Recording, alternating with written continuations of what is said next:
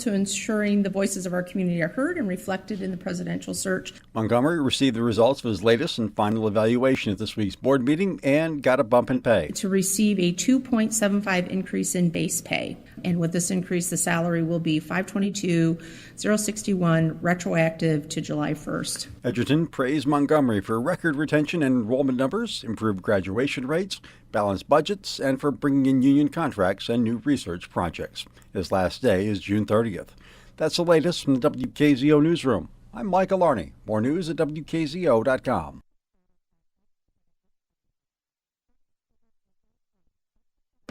A dry Saturday with partly to mostly cloudy skies and high temperatures topping off near freezing. Tonight, lows will dip down to near about 30. That'll open up the door for some showers, transitioning over to freezing rain, especially near north of I-96. A light glaze of ice is possible. That will quickly melt throughout Sunday, though, with highs in the upper 30s to near about 40 and a few scattered showers continuing. Upper 40s for highs on Monday as rain continues. Will cool down for the middle of the week. Tracking West Michigan's weather, I'm Storm Team 8 meteorologist Sarah Flynn. Well, I wondered when freezing rain wanted to join the party. I guess it's tonight. There you go. But now, in the meantime, sunshine 20 with a wind chill of 9 at 590 and 106.9 FM WKZO. Sports, Broncos men's basketball last night. Javon Hanna had 17 points, but it was not enough. Western Michigan lost to St. Thomas 77-71. Up next is North Dakota State on the road. That is tomorrow, and we'll have that game for you starting at 1:30 over on 106.5 Jack FM. Bronco football will officially kick off the 2024 bowl season on Jack FM.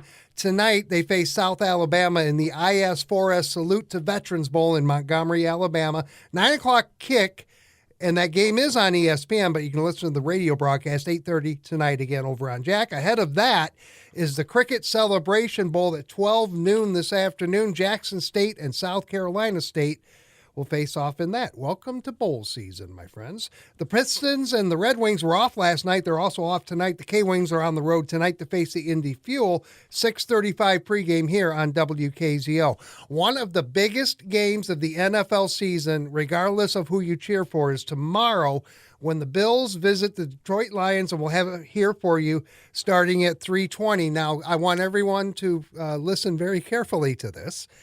We cannot carry the Lions broadcast if they make the NFC Championship or the Super Bowl. But if they do make either one, we will have the Westwood One broadcast for you here on WKZO, so you won't miss a thing. We'll also have the AFC Championship game, and when we get into March Madness, front end of April, we'll have the NCAA Final Four and the championship game here on WKZO as well. It's fun to work sports here, and that's sports.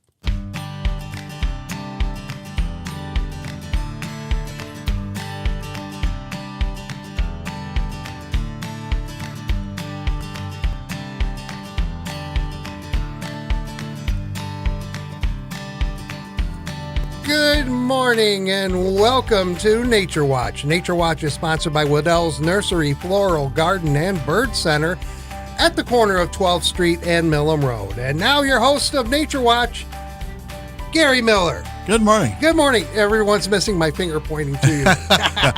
That's the beautiful thing about radio. That was the radio cue. Yeah, there you go. A little chilly out there this morning yet. But still, it's not bad. And I was actually surprised this morning. I get up and I see the moon. It was supposed to be cloudy most of the night. Yeah. Today is the full moon. It's actually called the cold moon. Yeah. And I was actually, I'm a little remiss. I missed the Geminid meteor showers. I should have mentioned that last week. Last night and tonight are the peaks. Well, we can maybe catch tonight if you can find a break in the clouds. That's a big if tonight. And we have that continuous roller coaster of Michigan weather this week. Oh, my goodness. Don't put the shorts away yet, because next week you may need them because it's going to be up near 50. Oh, wait, there's airtime. There you go.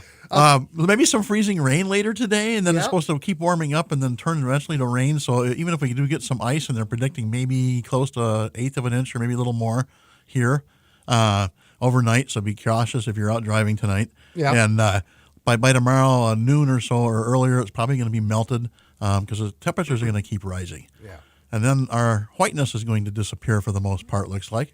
And looking at the projected extended forecast, right now there's about a 1 in 3 chance that we're going to have a white Christmas. Mm-hmm. And I'm going to bet on the one because looking at the actual temperature projections, doesn't look too promising. We might have a little dusting. So you might want to start collecting all that white paper right now so you can put it on your windows and imagine you have a white Christmas on Christmas Day. Right. Okay. Just a thought. There you go. Well, yeah, we've been through so many green Christmases anyway. It's nuts. It's not quite the same though in Michigan. Yeah. Okay. So that adjustment to 65% may be adjusted again that I made last week. We're looking at we're under 50%. And looking ahead, it doesn't really look that promising, even though temperatures will be seasonable. There's quite a few peaks They're in the 40s. above freezing, upper 30s, 40s. Right. And this is the last Saturday of autumn. Next Saturday, when we're on the air, we're going to be in the first day of winter. It arrives 4:21 a.m. next Saturday morning, and that's Eastern Standard Time. So we'll be in winter next week officially. Yeah. May not seem like it weather-wise, but we'll get through that speed bump. Don't worry. We'll get it at some point. So, some neat event. Hit some quick events here. Okay. We got the second weekend of the Santa event at Waddell's, 10 a.m. to 2 p.m. today. There's 3 crafts for the kiddos to do, and we'll have some live music. Plus, you get to see the guy in the red suit. I know last weekend between Friday and Saturday, I saw somewhere about 450 to 500 kids between the 2 days. Wow. Lots of kids. That was, and there's kids of all ages. I wasn't counting the older kids that were accompanying those younger kids, but that was just the younger kids that came to see me. Yeah, folks, this Santa doesn't need a fake beard. He's wearing it. Tell me. I do offer people to tug on it, but don't tug too hard because it is attached. So if you still need a tree, we still have Christmas trees at Waddell's. Cut Christmas trees, live trees, artificial trees. Mm-hmm. We're a week and a half away from Christmas. The Christmas bird count officially starts today from the Audubon Society, and there's already a couple of counts. So if you want to try to participate in that or are interested in that, go to audubon.com or Google Christmas bird count, and you'll find the local counts, and there's coordinators for each of the areas, and you can link in with them. Next Saturday night, Kalamazoo Astronomical Society has their online viewing session, and so you can go to their website, KAS Online, and register for that. It's all via Zoom, and if it's clear skies, you'll be able to see all sorts of things, get linked with photos that they'll take, and neat opportunity to sit in the comfort of your home and look at some stars with some experts. And if the clouds don't participate and they show up and hide that telescope in Arizona, they're going to have a cloud out date, hopefully, of the 28th of December. So check that out. This last week, actually, Wednesday, we had the online bird and coffee chat with Kellogg Bird Sanctuary. Oh, and I actually finally took a chance and actually took some time and made a point of connecting in with that. It was fantastic because Elliot Nelson was talking about all the rare birds that were sighted in Michigan. And the rarest bird that was sighted in Michigan, he actually highlighted 5 birds and then talked briefly about some other birds.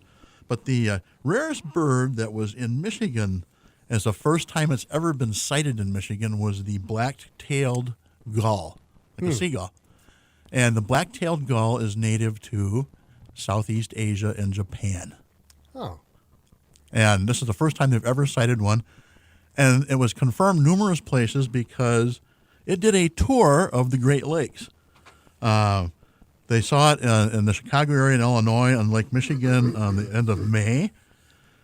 About the middle of June, it was up in Manistee.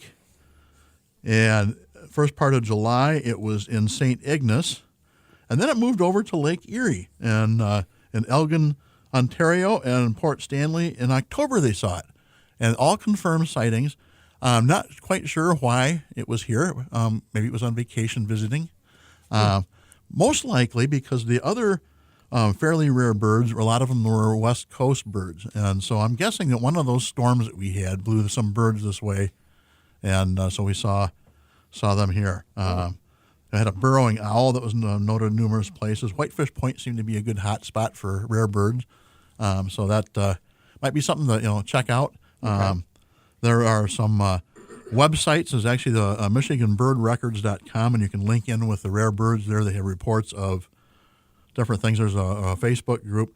I was looking at the rare birds, and actually interesting, today is the 14th, so 3 days ago on the 11th, there was a Baltimore Oriole sighted here in southwest Michigan and confirmed. Oh. I think it's either a Baltimore Oriole that likes the cold weather or confused. I'm not sure which. Well, they do come to Detroit a couple of times. Yeah, a year, they're so. usually they have little bats in their hands, and those Orioles do. So not quite sure. There's actually some of the other sightings of birds right now. There's still birds that are confused. It looks like most of the sandhill cranes have flown south, at least part ways. Didn't like that really cold weather. They'll be back up here with this warmer weather, though, I'm sure. Oh, okay. So actually, we're going to do something a little different today with the trivia. Now, first of all, if you want to join our fun here and talk nature, 269-382-4280. I am running the board. I am the co-host, and I am also the phone screener. So I have to run next door to answer the phone. So be patient if you do call in.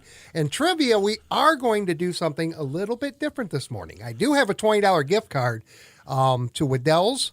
That is to the first correct answer to our trivia question, but we're not going to do a call-in today.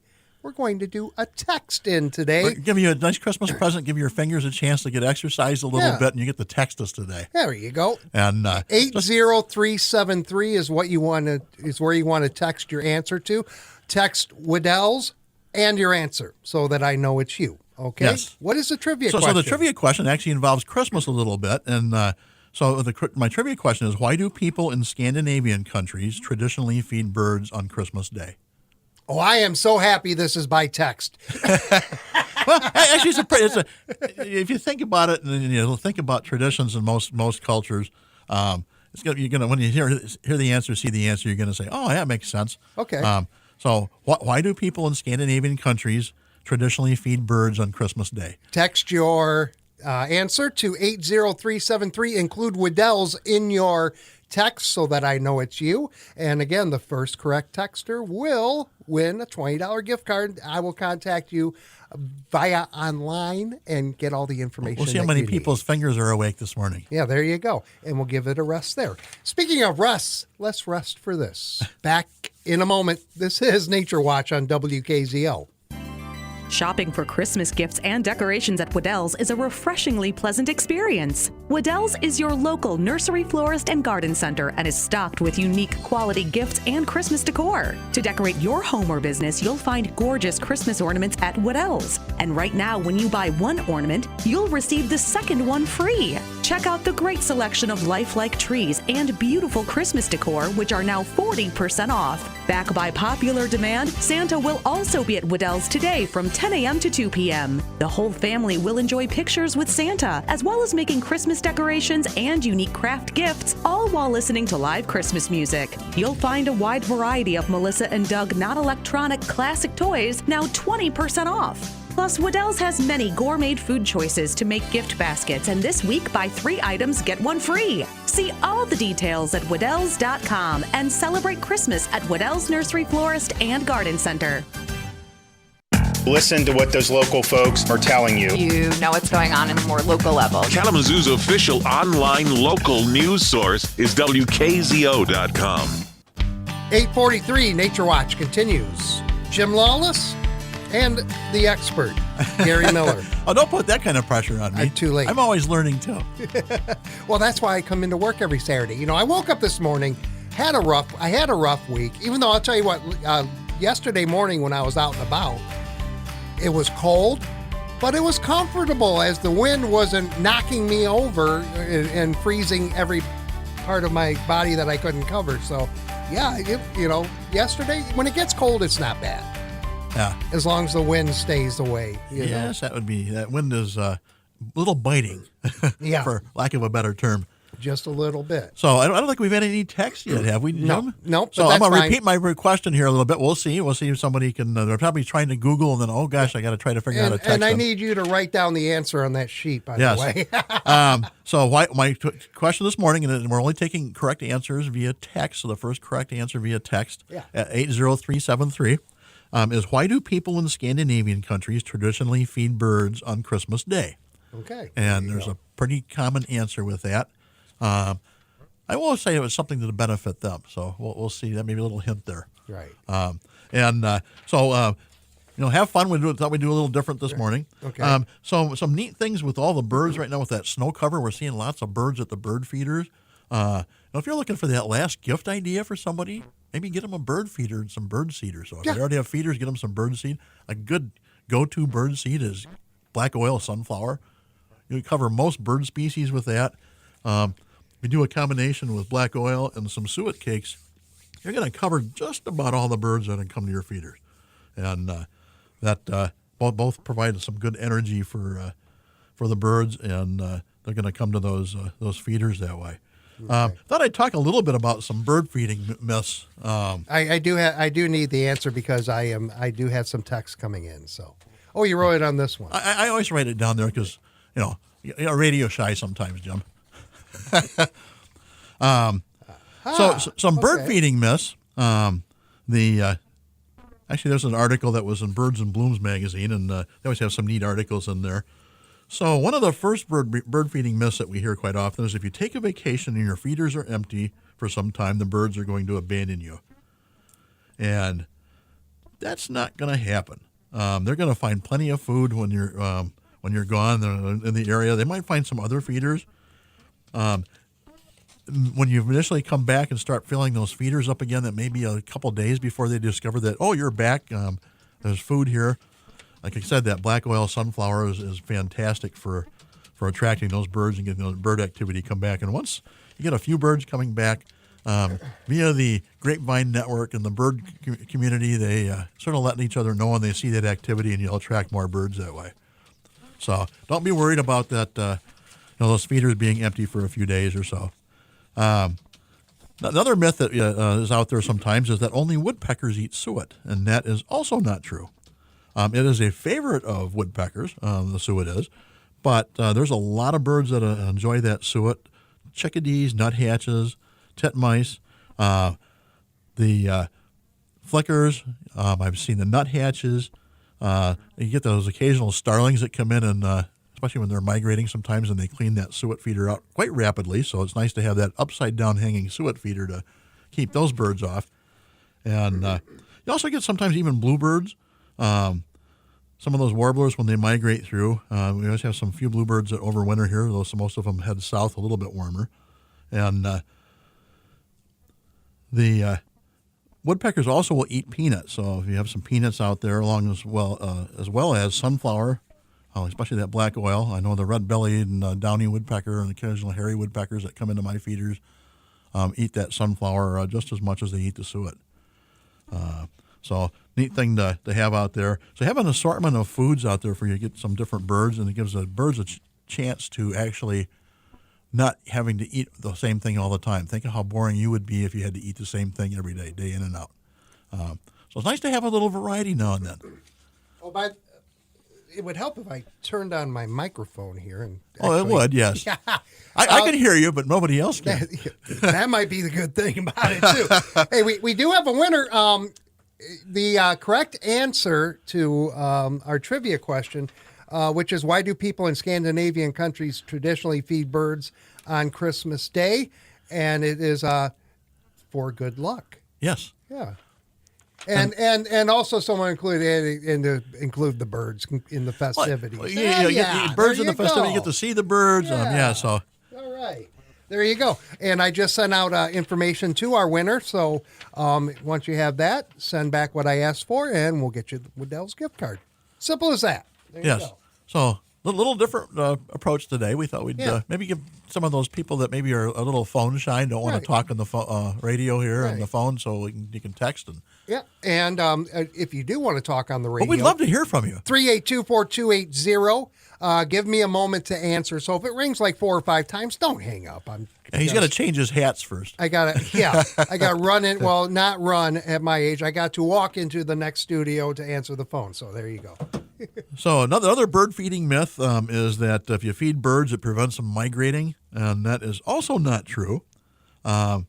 especially when I guess that comes up with hummingbirds and that people are afraid that they keep those feeders out, that the hummingbirds are going to stick around longer than they should. But actually, keeping those feeders out for the migrating birds is really important because that gives them a chance to stock up on energy and so they can make their migration. And same is true in the spring.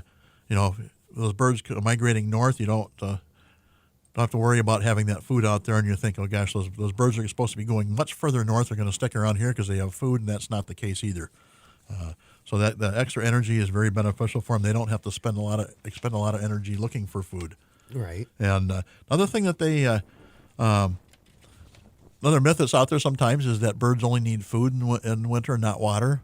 They need water too. So if you got a heated bird bath, or you've got some open water somewhere near you, that's very beneficial. The birds really appreciate that. Think of how thirsty you get out when you go out and you're shoveling your driveway. You need water too. So birds need water in the wintertime just like we do. Oh, it's actually a little bit drier too. When I when I checked all the stats earlier, outside temperature is 20, but the dew point's 13. So only 76% humidity. So that's normally it's higher to start the day, but it's a little drier, and it's going to be until this freezing rain moves in. Yeah, so when the rain moves in, we have some today. humidity up, and then actually I was looking at the extended forecast for the next couple of days with that temperature change and that snow melt. We are potentially going to have some foggy nights here. Yeah. With that ground warming up and all that moisture in the air. Yeah. The barometric pressure, and we're talking about freezing rain tonight. The barometric pressure, though, 30.71. That's up pretty good. That is up there. That's why it was so windy earlier in the week. Is the difference in pressure between the low and the high that came in, just recently, and is apparently leaving us quickly because of freezing rain. But there you go. So another myth that you see out there sometimes or hear about bird feeding is that peanut butter causes birds to choke, and that is also not true. So we're debunking all these myths out there with bird feeding this morning. Peanut butter is high fat content, and it is really popular with birds, especially in winter. Because birds' beaks are made up of smooth keratin that is similar to human fingernails, that peanut butter isn't likely to stick to the roof of their mouth, just like it would be for people. Peanut butter can be sticky, so you want to make sure you use peanut butter that is specifically processed for birds and animals. The peanut butter that you buy for yourself on the shelf has some other additives in there that is not friendly to those animals and birds. So you want to make sure you get that peanut butter that is safe for animals and birds that way. Mm-hmm. And you get that peanut butter out there. There's different feeders you can do. I know we've got several different feeders at Wedel's that you can put that peanut butter on. You can do that little craft with the kids and get some of the peanut butter, and we have the peanut butter there too. Maybe some pine cones and roll those pine cones, get the peanut butter smeared in there, and then roll them in some bird seed and hang them out for little ornaments on trees and shrubs around, and the birds will appreciate that.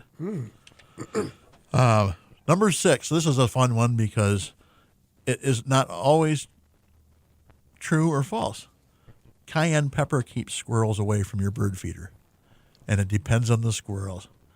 Some squirrels apparently have a taste for spicy food. Maybe they're those southern squirrels. I don't know. Oh boy. Well, I know that's true with rabbits because I've had rabbits eat my hot pepper plants in my garden. So some rabbits like that, typically you wouldn't think of rabbits or deer eating hot pepper plants, but they do. So apparently squirrels are the same way.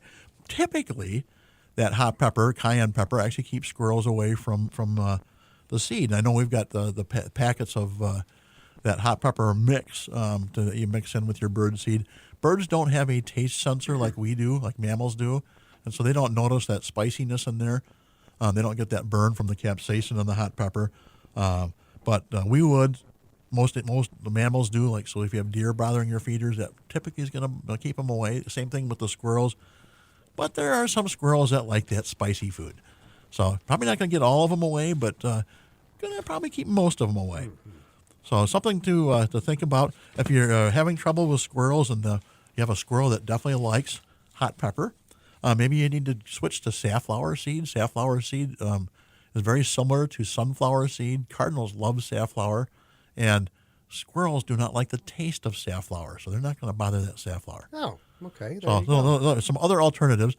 If you really have to, and you got lots of squirrels bothering your feeders, break down and say, okay, I got to feed them. I'm going to feed the squirrels anyway. I might as well entertain myself. So get one. We've got some really neat squirrel feeders, some bungees, some little wheels, a feeder on a spring. All sorts of fun things, and you can actually entertain yourself and watch the squirrel do all their acrobatics trying to get the food. Now, here's the question of the day: Will that feeder keep the squirrels out of the bird feeders? It can. Okay. At least they're not going to bother the bird feeder as often. Yeah. Now, squirrels are just like any other animal, including humans, that they're going to take the easiest route. So, yes, the bird feeder, they're probably going to come back. I know my bird feeders, my one big hopper feeder, I had to put a little hook and eye on there. So when I have the lid closed, I can twist the eye just enough so it latches that hook in there so the squirrels can't open it up. And I had to do that after... I actually have one of Bill Stovall's feeders, and I had to do that after I looked out one morning several years ago, actually quite a few years ago, and I just filled the feeder the night before, and I look out, and a big fox squirrel has the lid open and is sitting inside the hopper, gorging himself with the seeds. So actually, surprisingly, and squirrels will figure out things, so it's fun to watch the squirrels try to figure out how to get to those feeders. Sometimes those squirrel baffles work fantastic. Typically, the squirrel-proof feeders work very good. Again, they're going to try to work and figure that out. At some point, they probably will, because they actually are very tenacious, and there's food there. We're going to try to figure out how to get it. Yeah. But in the meantime, it's fun watching them do that. Andy was telling me yesterday about he had seen a little video of a guy had taken a bunch of slinkies on a shepherd's hook and had the feeder with some peanuts up there, and the squirrel would try to jump on that shepherd's hook and would get those slinkies, and it would pull all those slinkies down, and then it would launch the squirrel up into the air. So there's some really fun things you can do with entertain yourself and the squirrels. I have to be honest, I think the squirrels like that challenge too. It gives them some good exercise. Is that their Rocky impersonation? I think the flying so. squirrel? Yeah. I don't know if he had a little helmet on or not, but Keel Moosin squirrel. Okay, anyway. So I mean, you entertain yourself watching the squirrels get that. And if they're going to get your food anyway, might as well break down, get some food for the squirrels. Maybe get them attracted to keep them away from your bird feeders, and still get to feed all those animals. I cannot get the launching squirrel out of my mind. I want to see that video. That sounds.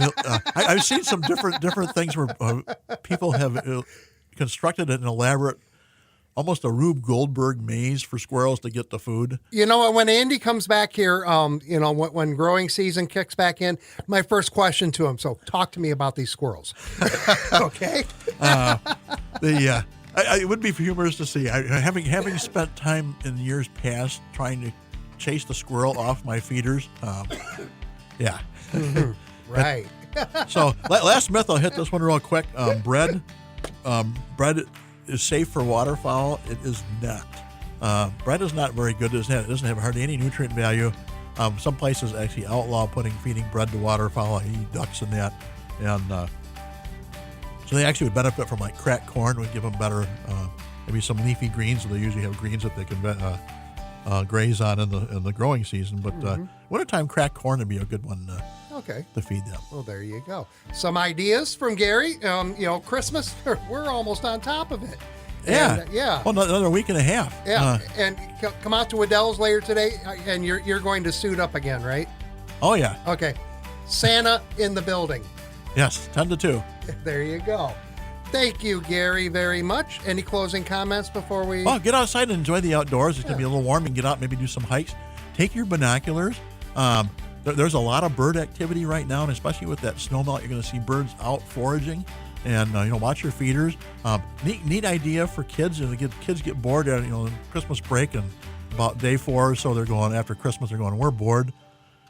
Get them a little beginner binocular set. We've got some neat beginning kits, beginning bird books for kids for gifts, and maybe get them started watching birds. Yeah, that'll keep them busy for hours. Thank you, Gary, and thank you for listening to this edition of Nature Watch. Tune in each Saturday at 8:30 for Nature Watch, brought to you by Waddell's Nursery, Floral, Garden, and Bird Center at the corner of 12th Street and Millam Road. American Outdoors Radio is next right here on 590 and 106.9 FM WKZO.